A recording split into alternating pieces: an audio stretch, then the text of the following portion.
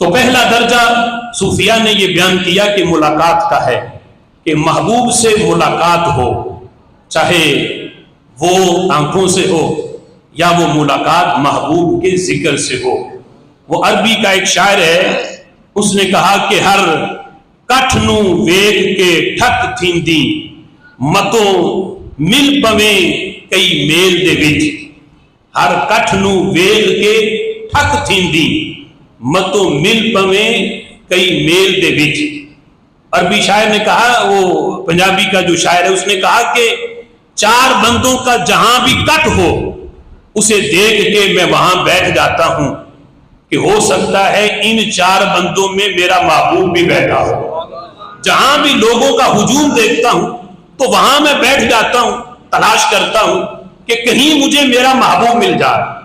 پھر کہتا ہے کہ بڑے لوگوں کے ہجوم دیکھے، جب محبوب نہ ملا تو پھر کہنے لگا کوئی بات نہیں، او نہیں ملتا اوندا ذکر تا ہے، او نہیں ملتا اوندا ذکر تا ہے، دل رج پیندا ایسے کھیل دے وچ۔ کہ پھر میں محبوب اگر نہیں ملتا تو محبوب کے ذکر کی محفلوں کو پھر میں تلاش کرتا ہوں کہ مجھے ایسی محفل ملے جہاں میرے محبوب کی زلفوں کا ذکر ہو، جہاں میرے محبوب کے حسن و جمال کا ذکر ہو، جہاں میرے محبوب کی ہنسی آنکھوں کا ذکر ہو۔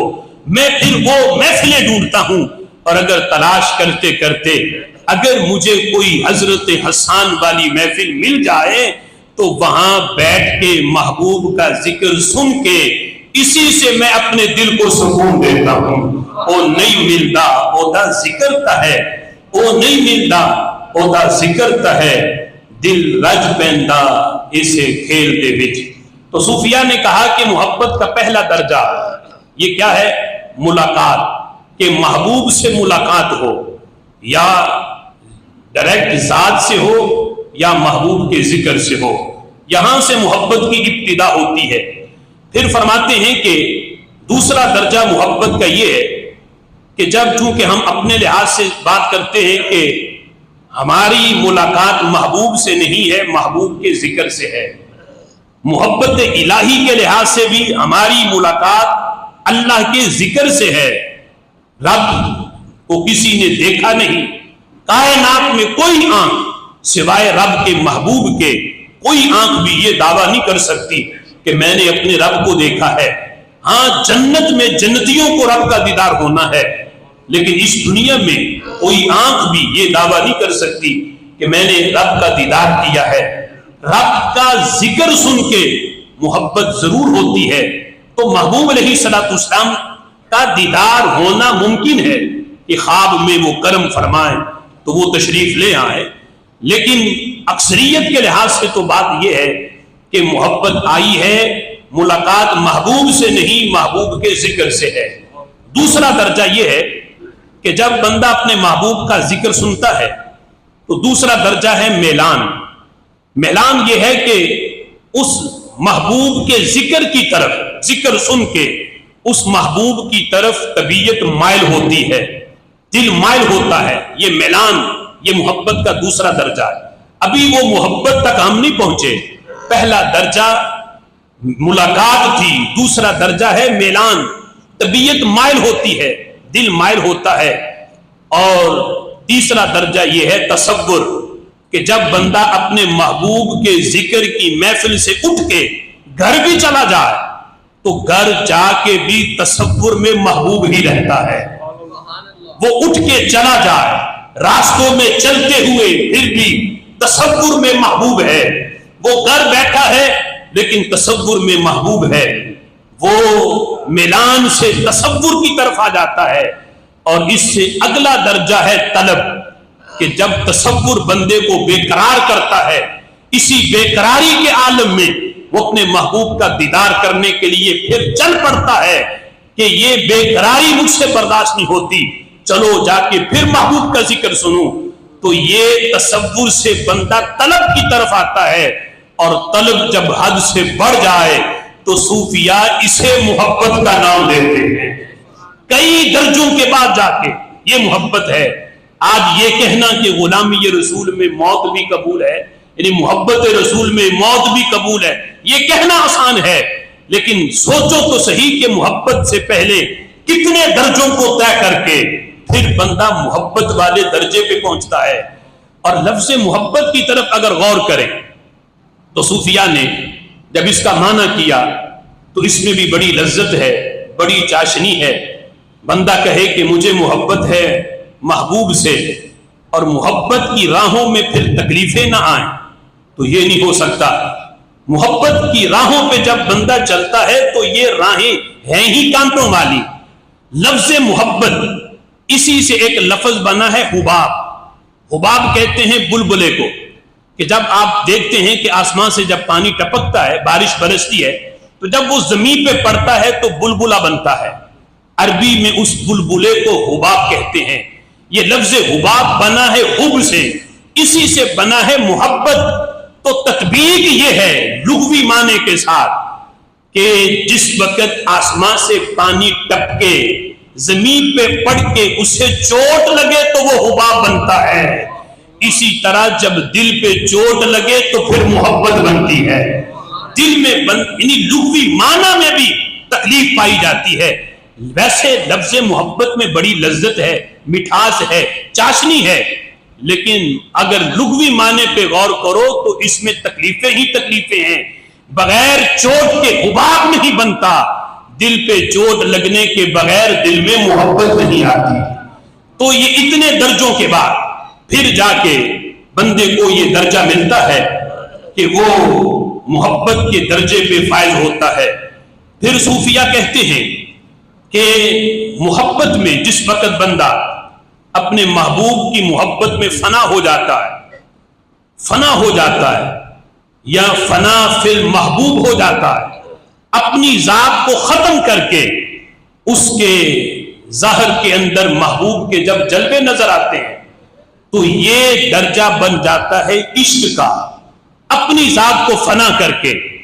وہ حدیث میں بھی ہے نا، میرے آقا علیہ الصلوۃ والسلام فرماتے ہیں جب پوچھا گیا سب سے بہترین بندہ کون سا ہے تو میرے آقا علیہ الصلوۃ والسلام نے فرمایا اذا رؤوا ذکر اللہ، جسے دیکھ کے اللہ یاد آئے۔ ہے بندہ لیکن اسے دیکھو تو تمہیں رب کی یاد آئے، وہ اللہ کی محبت میں اپنے آپ کو اتنا فنا کر چکا ہو کہ اس کی ذات ختم ہو جائے، اس کی ذات سے بھی رب کے جلوے نظر آئیں۔ جب بندہ اس درجے پہ پہنچ جاتا ہے تو اسے کہا جاتا ہے کہ اب یہ عشق کے مرتبے میں پہنچ گیا۔ اور لفظ عشق کا بھی اگر معنی تلاش کرو تو عشق جو ہے، پرانے بزرگ جانتے ہوں گے کہ ککر کا یا بیری کا جو درخت ہے اس پہ ایک بیل چڑھتی ہے جو پیلے رنگ کی بیل ہے، وہ اس درخت پہ چڑھتی ہے کہ جس پہ کانٹے ہوں، یا ککر پہ یا بیری پہ، تو وہ پوری کی پوری بیل جو ہے اس پورے درخت کو ڈھانپ لیتی ہے۔ ویسے ہمارے عرف میں اس کو آکاش کہتے ہیں، اس بیل کو، اس بوٹی کو، کہ جو ککر اور بیری کے پورے درخت کو ڈھانپ لے۔ اس کے سبز پتے بھی ہوتے ہیں اور چھوٹے چھوٹے اس کے پیلے رنگ کے پھول بھی ہوتے ہیں۔ اب درخت بیری کا ہے یا ککر کا ہے؟ جب موسم خزاں آتا ہے بیری اور ککر کے پتے جڑ جاتے ہیں، لیکن ان درختوں پہ ہریالی ختم نہیں ہوتی، یعنی پتے درخت کے تو جڑ گئے لیکن اس بیل نے اس پورے درخت کو ڈانپ کے اس سے ککر کا رنگ اتار کے اپنا رنگ چڑھا دیا۔ عربی میں اس پورے معاملے کو، عربی کے اندر عربی والے اس پورے منظر کو کہ جب اس ککر کے درخت کے اوپر وہ بیل اپنا رنگ چڑھا دے اور ککر کے رنگ کو ختم کر دے، عربی والے اسے عشقہ کہتے ہیں۔ وہ بیل بیری کے درخت کے اوپر جب اپنا رنگ چڑھائے تو یہ عشقہ ہے۔ تو اسی طرح جب محبوب محب پہ اپنا رنگ چڑھا دے تو اسے ہم عشق سے تعبیر کرتے ہیں۔ جب محب کا رنگ ختم ہو کے اس پہ محبوب کا رنگ چڑھ جائے تو پھر یہ عشق بن جاتا ہے۔ حضرت صدیق اکبر رضی اللہ تعالیٰ عنہ 3 دن غار ثور کے اندر جس وقت محبوب کے اتنا قرب کے اندر رہے، اتنا قرب کہ اپنی جان کی پرواہ نہ کی، اپنی جان کی پرواہ کیے بغیر جب سارے سوراخوں کو بند کر کے ایک پہ ایڑی رکھی، پھر 100 سے زائد بار ڈنگ بھی کھائے، یہ تھا وہ عشق کا مقام کہ حضرت ذات صدیق پہ پھر محبوب کا اتنا رنگ چڑھا کہ مدینے والے کہتے ہیں جب دور سے ہم نے حضور کو آتے دیکھا تو پتہ نہیں چل رہا تھا ان میں صدیق کون ہے تو حضور کون ہے۔ یہ تھا وہ ذات رسول کا رنگ جو ذات صدیق پہ چڑھا، جس میں غلام اور آقا کا فرق ختم ہوا کہ اس میں آقا کون ہے اور غلام کون ہے۔ تو محبت سے جس وقت بندہ اگلے درجے میں جاتا ہے تو وہ عشق بنتا ہے، اور عشق پر بھی بات ختم نہیں ہے۔ عشق بھی جب اپنی حدوں کو کراس کرتا ہے تو صوفیاء اسے استغراق کہتے ہیں۔ استغراق یہ وہ مقام ہے کہ بندہ ساری زندگی اپنے محبوب کی محبت میں جیتا ہے، ساری زندگی اپنے محبوب کے ذکر میں جیتا ہے۔ اس استغراق کے پہلے ایک درجہ جنون کا ہے، جسے نبی پاک علیہ الصلوۃ والسلام نے ان الفاظ سے تعبیر کیا۔ حضور فرماتے ہیں اپنے رب کا ذکر یوں کرو کہ لوگ تمہیں پاگل سمجھیں، لوگ دیوانہ کہیں تمہیں، یوں گلی کوچوں میں اپنے رب کا ورد کرو، ذکر کرو کہ لوگ سمجھیں یہ بندہ پاگل ہے۔ تو یہ بھی عشق سے اگلا درجہ جنون کا ہے، اور جنون کی حدوں سے بھی جب عشق گزر جائے تو اسے استغراق کہتے ہیں۔ استغراق وہ مقام ہے کہ بندہ ساری زندگی محبوب کی محبت میں جیتا ہے، ایک لمحے کے لیے بھی اس کا دل محبوب کی محبت سے خالی نہیں، بندہ غافل نہیں ہوتا، وہ جیتا بھی محبوب کی محبت میں ہے، مردہ بھی محبوب کی محبت میں ہے۔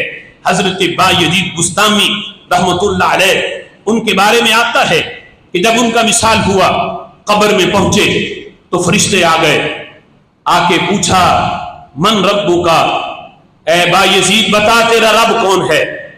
تو حضرت بایزید کہنے لگے من انتما، اور مجھ سے پوچھنے والوں یہ بتاؤ تم کون ہو؟ من انتما، تم کون ہو؟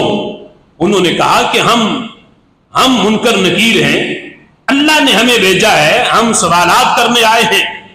تو بایزید کہنے لگے تمہیں پتہ نہیں کہ یہ قبر بھی مومن کا گھر ہے، قبر بھی مومن بندے کا گھر ہوتی ہے، تم میرے گھر میں آئے ہو، تم نے میری نبی کی شریعت نہیں پڑھی ہوئی کہ جب کسی کے گھر میں داخل ہو تو پہلے السلام کہا جاتا ہے، تم نے آ کے ڈائریکٹ کلام شروع کر دیا، السلام قبل الکلام، پہلے سلام ہوتا ہے، پہلے سلام ہوتا ہے پھر کلام ہے، تم نے آتے ہی بات شروع کر دی۔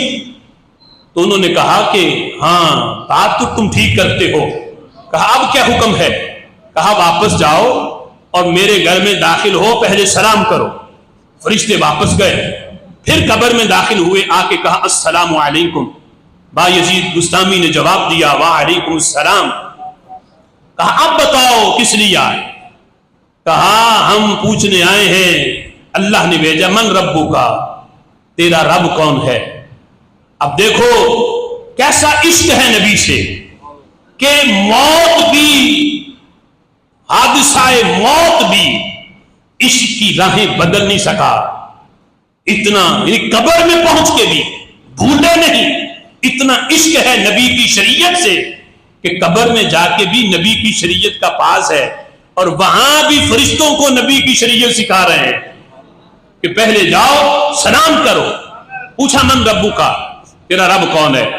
تو بایزید کہنے لگے تم نے جو مجھے آ کے سلام کہا تو سلام مومن سمجھ کے کہا یا کافر سمجھ کے؟ تمہیں یہ بھی پتا ہے نبی کی شریعت ہے کہ سلام مومن کو کیا جاتا ہے، کافر کو سلام نہیں کیا جاتا، تو تم نے آ کے جو مجھے سلام کہا مومن سمجھا ہے یا کافر؟ تو انہوں نے کہا کہ سمجھا تو مومن ہے۔ فرمایا پھر سمجھا مومن ہے تو آ کے مجھ سے پوچھتے کیوں ہو من ربو کا، تیرا رب کون ہے؟ مومن تو بندہ بنتا ہی تب ہے جب رب پہ ایمان لائے، رب سے محبت کرے، رب پہ ایمان کے بغیر بندہ مومن نہیں بنتا۔ تو جب مومن سمجھ کے سلام کیا ہے تو پھر پوچھتے کیوں ہو من ربو کا؟ اب فرشتے لاجواب ہو گئے کہنے لگے ہمیں پتہ نہیں چل رہا ہم حساب لینے آئے ہیں یا دینے آئے ہیں. رب سے رابطہ بحال کیا. بایزید کہنے لگے، فرمانے لگے کہ یہ بتاؤ اگر میں تمہارے سوال کے جواب میں یہ کہہ دوں کہ میرا رب اللہ ہے اور تم یہ جواب لے کے رب کی بارگاہ میں جاؤ اور آگے سے رب کہہ دے بایزید میرا بندہ نہیں، تو بتاؤ میری مانو گے یا رب کی مانو گے؟ میں کہہ دوں کہ میرا رب اللہ ہے اور رب کہہ دے کہ بایزید تو میرا بندہ ہی نہیں، تو کس کی مانو گے؟ تو فرشتے کہنے لگے لا محالہ یقینی طور پہ ہم رب کی مانیں گے. تو فرمایا پھر اتنا سفر کیوں کیا؟ اسی سے پوچھ لیتے رب تو بتا بایزید تیرا بندہ ہے یا نہیں. اب فرشتے حیران ہیں کہ کیا کریں، رب سے رابطہ بحال کیا. اللہ نے فرمایا فرشتو میرے بایزید کا حساب نہ لو، آؤ میں تمہیں بتاؤں بایزید کون ہے. فرمایا عاش فی محبتی ومات فی محبتی ووضع قبری فی محبتی وہو یبعث وہو کذالک.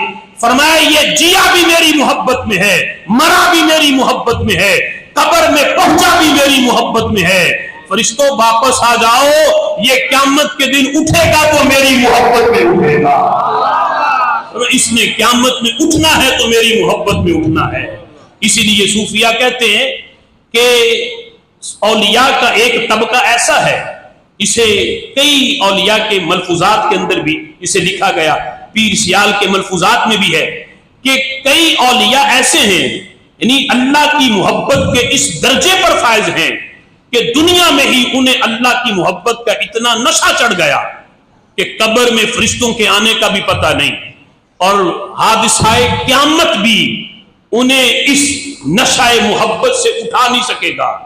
یعنی لوگ تو اپنی قبروں سے چل کے میدان معاشر میں پہنچیں گے، لیکن یہ وہ طبقہ ہے کہ قیامت بپا ہو جائے گی لیکن یہ اللہ کی محبت کا نشہ ان کا پھر بھی نہیں اترے گا. یہ اپنے حواس ان کے قائم نہیں ہوں گے، یہ پھر بھی قبروں میں لیٹے ہوں گے، میدان معاشر میں آئیں گے کیسے؟ تو صوفیہ کہتے ہیں انہیں فرشتے اپنے پروں پہ اٹھا کے لائیں گے. فرشتے انہیں اپنے پروں پہ اٹھا کے لائیں گے. بقیہ لوگ چل رہے ہوں گے، یہ اللہ کی محبت کے نشے میں اتنے مست ہوں گے انہیں پتہ ہی نہیں ہوگا کہ قیامت حادثہ قیامت بھی ان کا محبت الہی کا نشہ نہیں اتار سکے گا.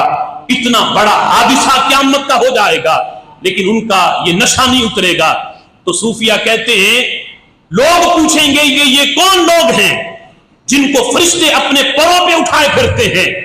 تو آواز آئے گی رب کی طرف سے یہ وہ ہیں جن پہ میری محبت کا نشہ چڑھا ہوا ہے، انہیں حادثہ قیامت بھی ان کا نشہ نہیں اتار سکا. اس کا علاج صرف یہی ہے انہیں میرے عرش کے قریب کر دو، میں اپنی ذات سے حجاب ہٹا کے اپنا دیدار کرواؤں گا پھر ان کا نشہ اترے گا. اس درجے پہ یہ کچھ اولیاء اس درجے پر بھی فائز ہوں گے کہ جنہوں نے ساری زندگی اللہ کی محبت میں گزاری ہوگی. تو یہ محبت کی علامات ہیں.